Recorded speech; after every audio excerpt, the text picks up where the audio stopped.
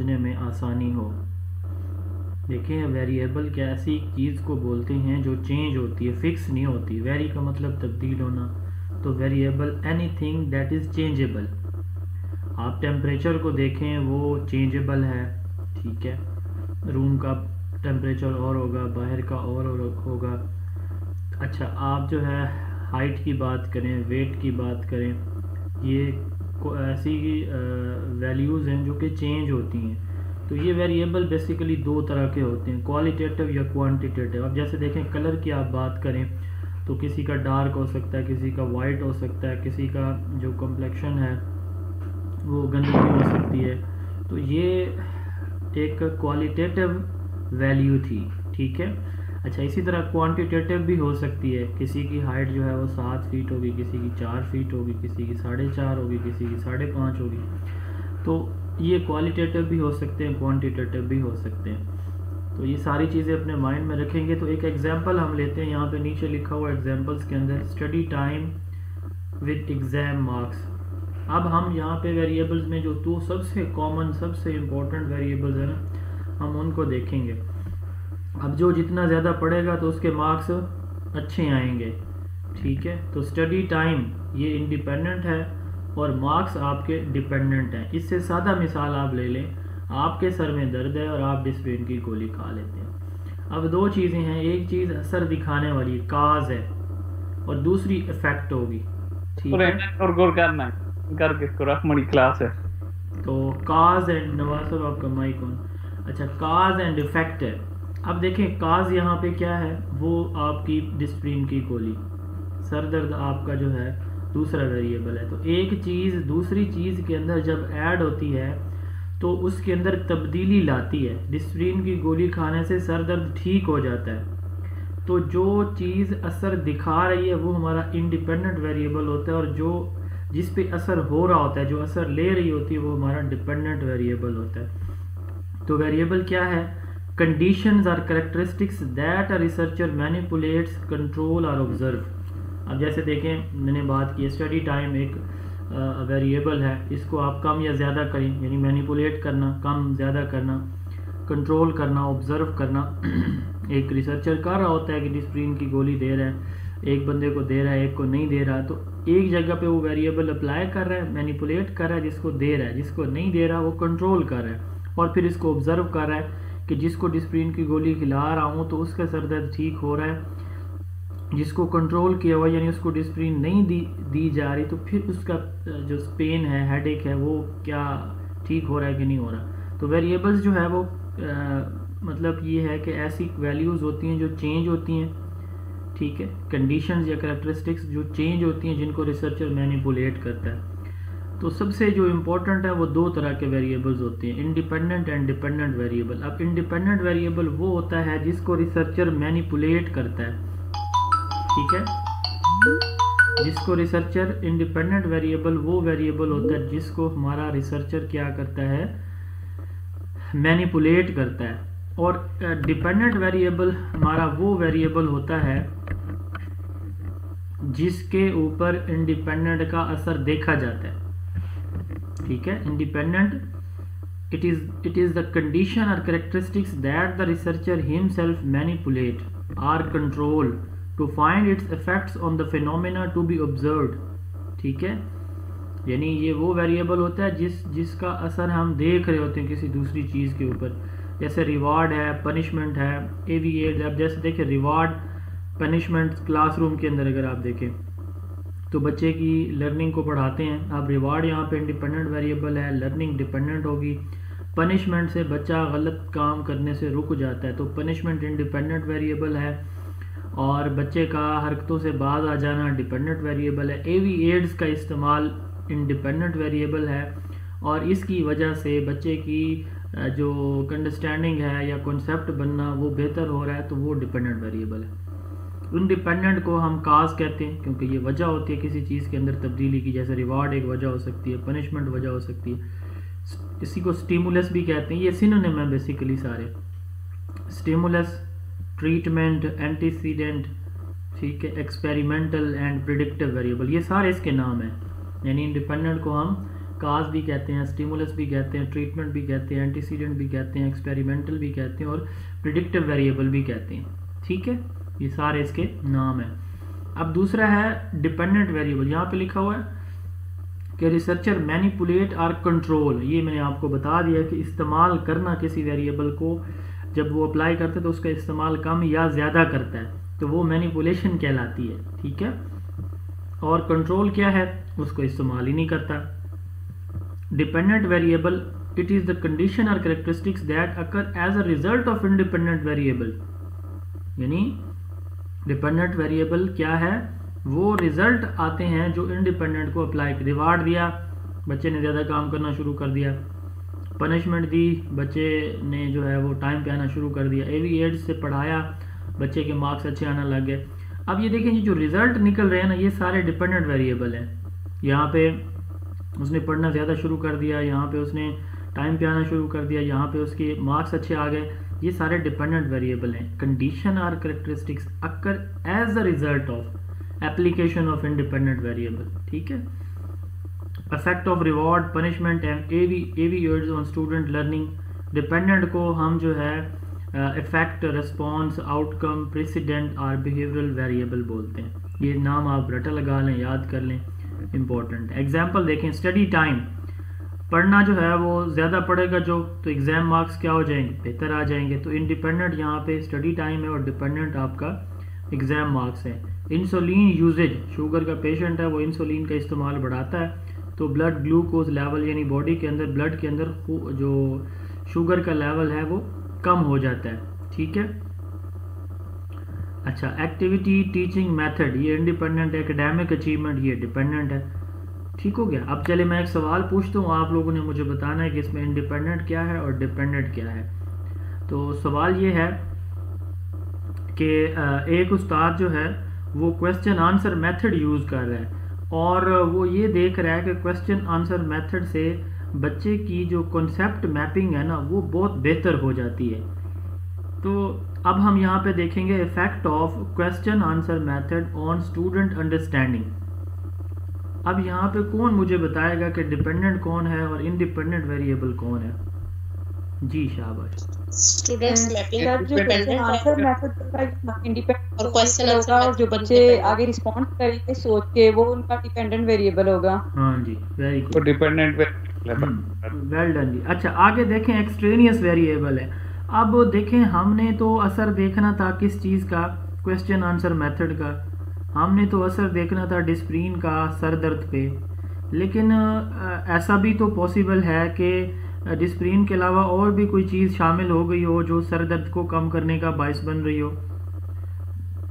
मिसाल के तौर पर आपने जो है अम्मी से कहा, अम्मी जी या बेगम साहिबा से कहा कि जी मेरा सर दबा दें, सर दुख रहा है, तेल लगा दें, मुझे थोड़ी देर आराम करने दें, आपने गोली खाई आराम कर ली। तो ये फैक्टर भी हो सकते हैं।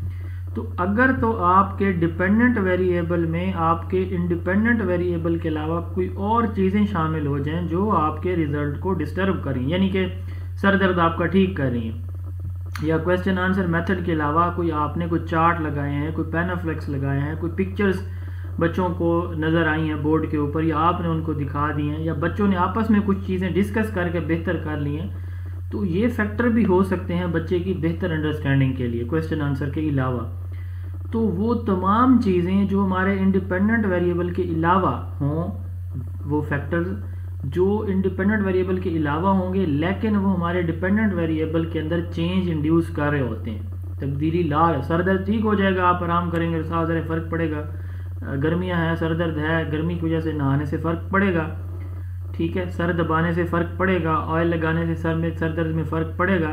तो ये वो सारे फैक्टर हैं जो कि क्या हो रहे हैं, रिजल्ट को डिस्टर्ब कर रहे हैं। ठीक हो गया। क्लासरूम के अंदर अगर आप देखें, मैंने जैसे बात की कि बच्चों की म्यूचुअल डिस्कशन है, आपस में पीयर डिस्कशन हो जाती है बच्चों की। अच्छा, बच्चे जो है वो कोई क्लास के अंदर उसी टॉपिक से रेलिवेंट कोई चार्ट मौजूद हैं और बच्चे वहाँ से कोई चीज़ें सीख लेते हैं, तो वो एक्सट्रेनियस वेरिएबल होंगे। These are the uncontrolled variable which are not manipulated by the researcher.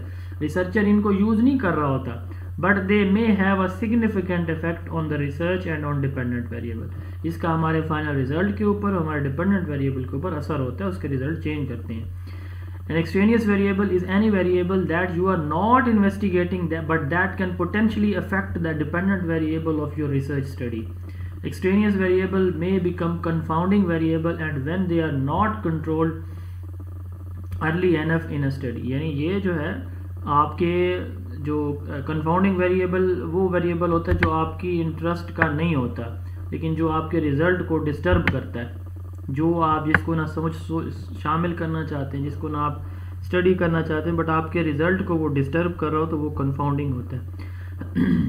अच्छा, अब ये एक्सट्रेनियस आपको समझ लग गई होगी। आगे इसकी दो टाइप्स हैं, एक है इन्वायरमेंटल वेरिएबल और दूसरे होते हैं सब्जेक्ट वेरिएबल। अब इन्वायरमेंटल वेरिएबल क्या है, जैसे मिसाल के तौर पर सर दर्द वाली, मैं यही दो एग्जांपल लेके चलूँगा ताकि आपकी अंडरस्टैंडिंग डेवलप हो जाए, ये क्वेश्चन आंसर मेथड वाली और सर दर्द वाली। अब इन्वायरमेंटल वेरिएबल क्या है, गर्मी से बंदा बाहर आया, ठीक है, अंदर एसी चला हुआ है, टेम्परेचर बाहर का टेम्परेचर 42 था, रूम का टेम्परेचर 17 पे है, तो इन्वायरमेंट का भी असर होगा सर दर्द पे, होगा क्या नहीं होगा भाई जी? सर होगा होगा सर। अच्छा, जैसे आज के अभी हमारे यहाँ मतलब टेम्परेचर, अभी बाहर का टेम्परेचर 4-5 डिग्री सेंटीग्रेड है, रूम टेम्परेचर हमारा आज के दिन 12 डिग्री सेल्सियस। आप ये देखें कि ये टेम्परेचर अगर जो है बंदा बाहर से ठंड से आता है और अंदर रूम टेम्परेचर उसको 13, 14, 15 मिल रहा है, तो उसका सर दर्द था तो वो ज़ाहिर थोड़ा फ़र्क तो पड़ेगा।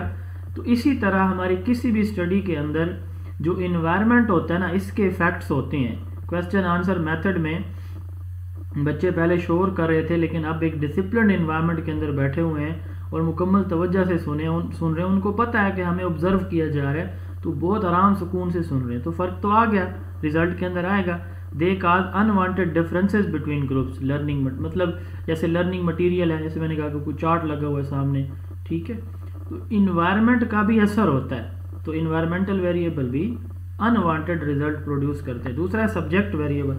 अब ये आपकी अपनी ज़ात से हैं, ठीक है, अपनी ज़ात से मिसाल के तौर पर कैसे, ये दो तरह से हैं कि मेरे सर में दर्द है, तो मैं मतलब किसी परेशानी में हूँ, घर आया हूँ, तो मैंने थोड़ी देर आराम, मैंने कहा चलें अब मैं वो काम नहीं, मैं किसी और काम में बिजी हो जाऊँगा, बच्चों के साथ मैं थोड़ा टाइम गुजार लेता। अब यानी इन्वायरमेंट की बात नहीं हो रही, अब आपकी ज़ात की बात हो रही है। वो इंडिविजुअल जो अंडर ऑब्जर्वेशन है वो खुद अपने आप को कहीं ना कहीं एडजस्ट कर रहा होता है, तो इसकी वजह से। अब पहले एक बच्चा है जो तवज्जो ही नहीं करता और आज वो इतने तवज्जो के साथ क्लास में लेक्चर सुन रहा है, तो रिजल्ट तो बेहतर होगा। तो ये है subject variable. These the variables due to which subject is different, subject in different groups might differ. ये मुख्तलिफ ग्रुप्स में मुख्तलिफ हो सकता है, कंट्रोल और एक्सपेरिमेंटल में। ये भी हो सकता है कि आपने जो दो ग्रुप्स बनाए हैं, कल हमने एक्सपेरिमेंटल रिसर्च पढ़ी थी, दो ग्रुप्स बनाते हैं आप, कंट्रोल और एक्सपेरिमेंटल, तो एन मुमकिन है एक्सपेरिमेंटल में आपके पास अच्छे बच्चे आ गए, तो ये भी एक फैक्टर हो सकता है।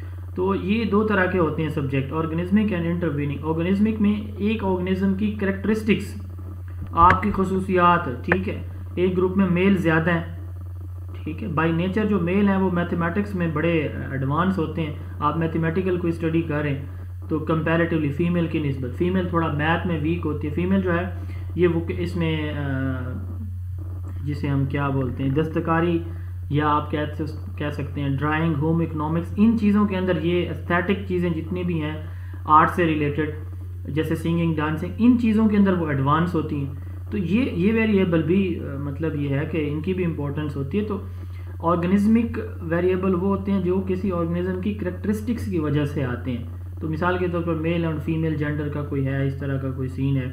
अब कोई फिजिकल एक्सरसाइज है, सपोज हम करते हैं, आसान कर लेते हैं इस बात को समझाने के लिए। फिजिकल एक्सरसाइज, अब कंपैरेटिवली मेल जो है फिजिकली ज़्यादा स्ट्रॉन्ग होता है फीमेल की निस्बत। तो effect of organismic characteristics such as sex, age, gender, race, ये चीज़ें जो है ये भी वो होती हैं। अब हमारे जो पख्तून हैं वो बड़े बहादुर होते हैं, बलोच बड़े बहादुर होते हैं, और कंपैरेटिवली, ये नहीं कि बाकी बुज़दिल होते हैं, लेकिन कंपैरेटिवली उनके अंदर ये जो है वो बहादुरी का जज्बा ज़्यादा होता है बाकियों की निस्बत। तो रेस का भी जो है वो फ़र्क होता है, ठीक है। तो ये आर्मी के अंदर जब भर्ती की जाती है तो वो देखा जाता है, उनको जब ना ट्रेनिंग दी जा रही होती है, हर बंदे को मोर्चे पे नहीं खड़ा किया जाता, देखा जाता है कि कौन बंदा किस बहादुरी से लड़ सकता है। इफेक्ट ऑफ ऑर्गेनिज्मिक कैरेक्टरिस्टिक्स, ये भी अफेक्ट करती है। Intervening variable which intervene between independent and dependent variable. आप जैसे देखें किसी को कोई थकावट है, कोई एंग्जाइटी है, कोई बहुत ज़्यादा मोटिवेटेड है, एक बंदा सारी रात नहीं सोया, वो सफ़र करके एक बच्चा आया हुआ है, अगले दिन वो क्वेश्चन आंसर मेथड उस पर अप्लाई करके उसकी अंडरस्टैंडिंग चेक की जा रही है। एक बच्चा सारी रात सोया रहा है, सुबह उठा, नहाया धोया, फ्रेश हुआ, खाना खाया, अच्छा नाश्ता उसको दिया, अम्मी अबू ने उसको कोई गिफ्ट दे दिया, वो कितना खुश हो के बच्चा आएगा, फ़र्क होगा उसके मोटिवेशन लेवल का। और वो बेचारा जो इस्लामाबाद से बकर आया रात, सारी रात सफ़र में जो है, कभी सोता कभी जागता फैमिली के साथ, तो फ़र्क होगा। तो फटीग, एंग्जाइटी, मोटिवेशन, ये भी फैक्टर होते हैं। ठीक है, मैं इसको एक दफ़ा एक्सट्रेनियस वेरिएबल को दोबारा कर रहे, तो वो वेरिएबल जो हमारा इंडिपेंडेंट नहीं होता, हमारी स्टडी का हिस्सा नहीं होता, बट हमारे रिजल्ट को डिस्टर्ब करता है, वो एक्सट्रेनियस होता है। ये इन्वायरमेंटल हो सकता है, बाहर का माहौल डिस्टर्ब कर सकता है, या फिर सब्जेक्ट वो इंडिविजुअल खुद उसके अपने अंदर से कोई प्रॉब्लम हो सकता है। ये ऑर्गेनिज्मिक वेरिएबल यानी उसकी अपनी करेक्टरिस्टिक्स, जेंडर है जैसे रेस वगैरह, या फिर उसकी जो है वो फटीग, एंग्जाइटी, मोटिवेशन, ये जो उसके इंटरनल फैक्टर्स हैं ना जी, ये आप कह सकते हैं ऑर्गेनिज्मिक, ये एक्सटर्नल फैक्टर्स हैं और ये इंटरनल होते हैं, फटीग, एंग्जाइटी, मोटिवेशन। तो ये जो है ये भी हमारे रिजल्ट को डिस्टर्ब कर सकते हैं। ऊपर हमने एक बात की है कंफाउंडिंग वेरिएबल, एक्सट्रेनियस कंफाउंडिंग भी हो सकता है, यानी कोई भी वेरिएबल जो हमारे रिसर्च रिजल्ट को डिस्टर्ब करे वो कंफाउंडिंग वेरिएबल होता है। अच्छा, ये कुछ एक्सट्रेनियस वेरिएबल जो है वो पॉजिटिव रोल प्ले करते हैं, कुछ नेगेटिव भी कर सकते हैं। ठीक है, आप जैसे मिसाल के तौर पर बाहर से शोर आने लग गया, तो वो अगर दूसरी क्लासेस में टीचर नहीं है तो उनका शोर डिस्टर्ब करे क्लास को, ये भी एक एक्सट्रेनियस वेरिएबल है। बट यहाँ पे ये जो है वो हमारे रिजल्ट को कम करेगा, ज़्यादा नहीं करेगा। ठीक है, और कोई चार्ट कोई लगा हुआ है, कोई और इस तरह के कोई AV एड कोई और उसको बच्चे को नज़र आई क्लासरूम के अंदर, वो उसकी कॉन्सेप्ट मैपिंग को बेहतर करेगी। या वो डिस्प्रिन वाली एग्जांपल आप ले लें, सर दर्द वाली। तो कंफाउंडिंग वो होता है जो डिस्टर्ब करता है, डिस्टॉर्ट करता है रिसर्च रिजल्ट को। ठीक है, अच्छा, इसका ये होता है कि ये हमारे, अब जैसे देखें शोर है, शोर सिर्फ क्या बच्चों को डिस्टर्ब करेगा या टीचर को भी करेगा जो पढ़ा रहा है क्वेश्चन आंसर मेथड से? जी, दोनों को करेगा। हाँ, एक्सट्रेनियस वेरिएबल वो होता है जो सिर्फ हमारे डिपेंडेंट वेरिएबल को डिस्टर्ब करता है, याद रखिएगा। बट कन्फाउंडिंग कौन सा होता है? कोई भी एक्सट्रेनियस कन्फाउंडिंग उस वक्त बन जाएगा जब वो हमारे इंडिपेंडेंट को भी मुतासर करो। अब एक टीचर पढ़ा रहा है, शोर आ रहा है बाहर, मैं पढ़ा रहा हूँ, गली में कई दफ़ा ऐसे होता है कि बाहर पतीसा बेचने वाला आ जाता है तो मैं चुप कर जाता हूँ। आप पढ़ा रहे हैं, बाहर से शोर आ रहे हैं, बाहर से जो है वो बच्चों को ब्रेक हो जाती है अचानक। अब आप तो बैठे हैं कि आप पे स्टडी हो रही है, तो वो माहौल में दोनों डिस्टर्ब होंगे। और जब आपका ऐसा वेरिएबल जो आपके डिपेंडेंट के साथ साथ इंडिपेंडेंट को भी ख़राब करने लग जाए, तो फिर इसको कंफाउंडिंग वेरिएबल हम कह देंगे। ठीक है जी, इसको थर्ड या मीडिएटर वेरिएबल भी कहते हैं, जो दोनों तरफ डिस्टर्ब कर रहा होता है। अच्छा, ये तो जनरल चीज़ें हो गई, ये 3 बेसिक्स हैं और ये बहुत इंपॉर्टेंट थी जो तीनों टाइप्स मैंने आपको पढ़ाई हैं। उसके बाद है कंटिन्यूस वेरिएबल, ऐसा वेरिएबल जिसकी वैल्यू जो है वो रुकती नहीं है। ठीक है, जैसे आप बात करें उसकी वेट की, तो वो आगे पॉइंट्स में चलता चला जाएगा। ठीक है, आप जो है वो बात करें ईयर्स की, तो इतने साल, इतने महीने, ये मतलब आगे सिलसिला चलता चला जाएगा। यानी वो वेरिएबल जो इशारे के बाद चलता है, ऐसी कोई वैल्यू जिसको हम पॉइंट्स के में भी लेके जा सकते हैं, वो आपकी कंटिन्यूस होती है। और डिस्क्रीट कौन सी होती है जिसको आप पॉइंट्स में नहीं लेके जा सकते। मिसाल के तौर पर आप स्टूडेंट की हाइट है, स्टूडेंट का वेट है, ठीक है, आप इसको डिसकंटिन्यूस वेरिएबल कहेंगे, डिस्क्रीट नहीं कहेंगे, क्योंकि ये हाइट पॉइंट्स में जाएगी, एज पॉइंट में जाएगी, कोई मुकम्मल 10 साल का 12 साल का नहीं होगा। आप ऐसे लिखेंगे कि 5 ईयर 10 मंथ 3 डेज 4 आवर, इतने मिनट, इतने सेकंड, ये पॉइंट्स में जा रहा है। या 5.6 ईयर, इसका मतलब है 5 साल 6 माह। ठीक है, 5.6 ईयर एंड 5.65 ईयर, इसका मतलब है कि 5 साल और 6.5 माह। तो इसी तरह वेट की आप बात करते हैं। तो डिस्क्रीट आप देखें, जेंडर की हम बात करते हैं, मेल एंड फीमेल है। अब है तो ये भी नंबर, बट इसको हम ये नहीं कह सकते कि क्लास में 1.3 मेल बैठे हैं। हम कहेंगे 3 बैठे हैं या 4 बैठे हैं, हम कहेंगे 11 बैठे हैं या 12 हैं। हम ये नहीं कह सकते कि क्लास में आप देखें टोटल 21 स्टूडेंट हैं, तो हम ये नहीं कह सकते कि जो है वो 11.5 जो है वो 10.5 मेल हैं 10.5 फीमेल हैं, नहीं। तो डिस्क्रीट को आप पॉइंट में नहीं लेके जा सकते, इसकी स्पेसिफिक वैल्यू होती है, उसको फर्दर ब्रेक नहीं कर सकते। रेलिवेंट वेरिएबल ऐसा वेरिएबल जो एट लीस्ट किसी दूसरे एक वेरिएबल के साथ मिलके उस जैसा असर दिखा रहा हो या उसके रिजल्ट अकेले भी उस जैसे हों, उसको हम क्या बोलते हैं, रेलिवेंट वेरिएबल। एक वेरिएबल, अब जैसे हमने बात की है क्वेश्चन आंसर मेथड की, तो इसमें जो है इसी में स्टूडेंट की आपस की डिस्कशन, ये भी एक रेलिवेंट वेरिएबल है, वो भी उसी तरह का रिजल्ट दे रहा है जिस तरह क्वेश्चन आंसर, इसमें भी बच्चे सवाल जवाब करें ना आपस में एक दूसरे से। और इररेलेवेंट क्या है, जो कि उन फैक्टर से रिलेटेड ना हो, उन फैक्टर से रिलेटेड ना हो, किसी दूसरे जैसे रिजल्ट प्रोड्यूस ना कर रहा हो जिस तरह कोई और वेरिएबल कर रहा है, तो इसको इररेलेवेंट कहते हैं। उसके बाद डमी या इंडिकेटर वेरिएबल, यानी वो वेरिएबल जिनकी 0 या 1 वैल्यू होती है, जैसे ऊपर हमने डिस्क्रीट की बात की है। तो स्टैटिस्टिकल एनालिसिस में ऐसे वेरिएबल जिनकी हम वैल्यू 0 या 1 लिखते हैं, तो इसको डमी या इंडिकेटर वेरिएबल कहते हैं। डाइकोटोमस वेरिएबल, जिसकी सिर्फ 2 ही कैटेगरीज होती हैं, जैसे मेल है, फीमेल है, मुस्लिम है, नॉन मुस्लिम है, बॉय है, गर्ल है, ठीक है, ऐसे वेरिएबल को हम जो है वो डाइकोटोमस वेरिएबल कहते हैं। इंडेक्स वेरिएबल, जो ऐसे वेरिएबल जो दूसरे वेरिएबल्स के साथ मिल के अपना कोई असर दिखाता है, उसको हम क्या बोलते हैं, इंडेक्स वेरिएबल। डॉक्टर आपको एक मेडिसिन के साथ 2-3 और देते हैं और ये भी कहते हैं कि ये इकट्ठी लेंगे तो इसका असर होगा वरना नहीं होगा, तो वो variable that is the combination of other variable, ठीक है। उसके बाद है लॉ ऑफ सिंगल वेरिएबल, ये बेसिक लॉ है सिंगल वेरिएबल का, जेएस मिल ने दिया था। इसने कहा कि अगर 2 सिचुएशन एक जैसी हों, बिल्कुल 2 बंदों के सर में दर्द है, मैं एक एग्जांपल इसलिए लेके चल रहा हूँ ताकि सारी चीज़ें समझने में आसानी हो। तो 2 बंदों के सर में दर्द है, एक को डिस्प्रिन की गोली दे रहे हैं, एक को नहीं दे रहे, इंडिपेंडेंट वेरिएबल एक जगह अप्लाई हो रहा है, एक जगह नहीं हो रहा, इनमें कौन सा कंट्रोल होगा, कौन सा एक्सपेरिमेंटल होगा? शाबाश। इसी एग्जांपल में जिसको मेडिसिन दे रहे हैं वो एक्सपेरिमेंटल होगा, दे रहे हैं वो एक्सपेरिमेंटल होगा, और जो दूसरा है वो कंट्रोल होगा।